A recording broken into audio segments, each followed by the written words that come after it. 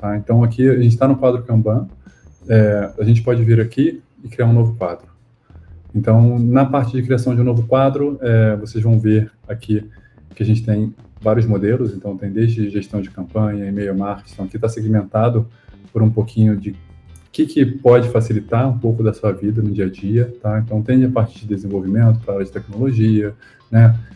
Tem aqui, ó, solicitação de área de TI, Service Desk, a parte de atendimento ao cliente, então você também consegue ver aqui alguns dos templates que trabalham, ó. Você pode ver que cada vez que eu seleciono aqui, ele muda a etapa e ele vai mudar toda a configuração para criação desse template, desse quadro, tá?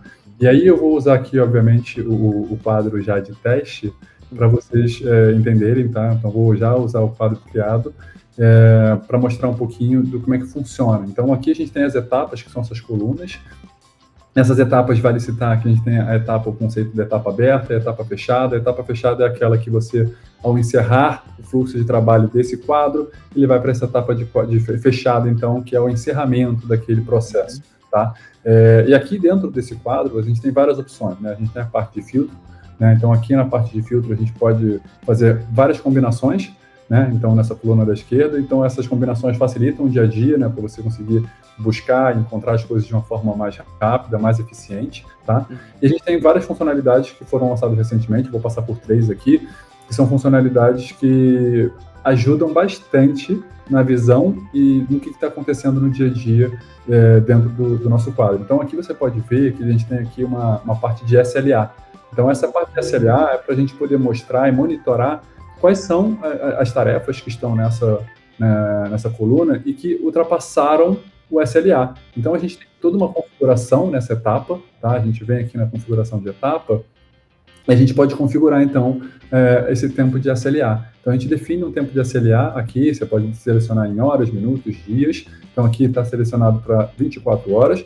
E o tempo também de inatividade, são coisas separadas e são complementares, né? Então, o SLA é se ela não mudou de etapa, então ela pode ficar naquela etapa por 24 horas, e a parte de inatividade é se nada aconteceu com essa tarefa em até 48 horas. O que significa isso? Se eu fizer um comentário, por exemplo, eu considero que houve uma atividade. Se eu anexar alguma coisa à tarefa, ela teve atividade. Se eu preencher algum campo, ela também é uma atividade. Então, é aqui onde a gente configura toda essa parte para monitorar a performance e a eficiência de um processo dentro de um quadro, tá? Então, aqui, como você pode ver, você tem a ilustração de uma tarefa que está em vermelho, né, para mostrar que tem um alerta visual. Então, aqui a gente tem tanto essa parte da inatividade quanto a parte da SLA.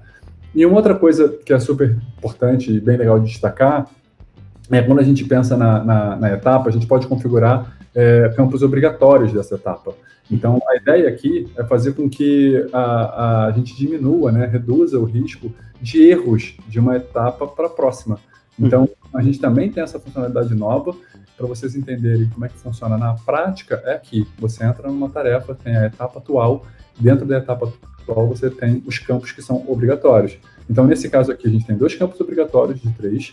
Então, aqui tem um contadorzinho de 3/3, né, para indicar que essa tarefa, né, essa demanda já foi preenchida corretamente, ela pode mover para a próxima etapa. Então, a gente tem até uma funcionalidade que ajuda o usuário a lembrar de mover para a próxima etapa, preencher esses campos, porque a gente também viu que muitos usuários não estavam lembrando de que deveriam mover para a próxima etapa.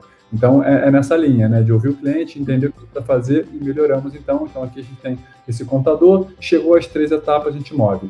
E todos esses campos aqui, eles aparecem na coluna da direita. Então, aqui na coluna da direita, você pode ver que aqui, o número de solicitações, ele está presente aqui e está presente aqui. Então, você pode editar no outro campo, na outra coluna, que ele também representa na coluna da esquerda, tá? Então, eu queria destacar essas 3 funcionalidades, como eu falei, foram funcionalidades recentes, que ajudaram bastante aí no consumo do dia a dia do quadro.